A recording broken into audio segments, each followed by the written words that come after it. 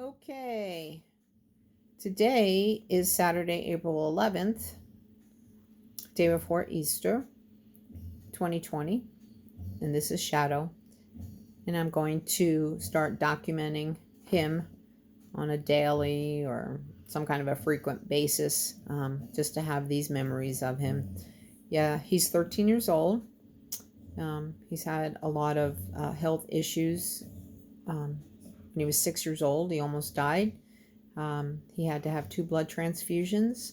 They diagnosed him with an illness called, oh goodness, immune mediated hemolytic anemia, which actually means that the body is attacking itself, which caused him to lose his red blood cells.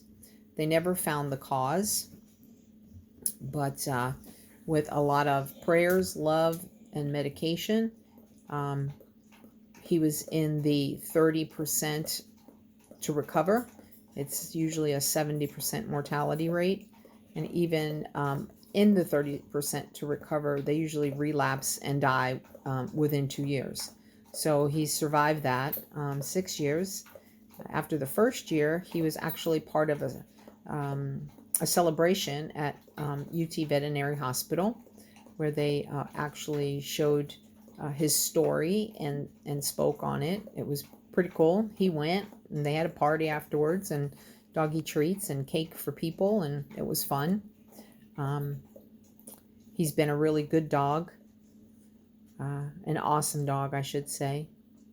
Yesterday, I took him to the vet after, excuse me, after having loose bowels for a week. And at first I thought maybe it was because I had changed up his food a little bit, because he was not eating and he was being real finicky what he would eat. And when he did eat, he didn't really seem to be eating a lot. And I thought maybe it had upset his stomach. But then after several days of that, he kind of slowed down on eating his treats, which he could actually eat more treats than his food. And then several days after that, I think it was over the weekend, last weekend, for a day or two, he didn't eat at all. And I really thought that he was done. And then the beginning of this week, he started acting like he's been, which is still very lethargic, and he lays around and sleeps a lot. But that's been his normal for, actually, I think it started after Harley died, which was probably in June. It'll be 3 years since Harley died. No, I don't have the virus. I got a tickle in my throat because I'm talking too much. But anyway, so took him to the vet yesterday, and he didn't have a fever, and they took a fecal sample, and they didn't see anything wrong in his feces. So the doctor was feeling around on him and felt his abdomen and said something didn't feel right and did an x-ray.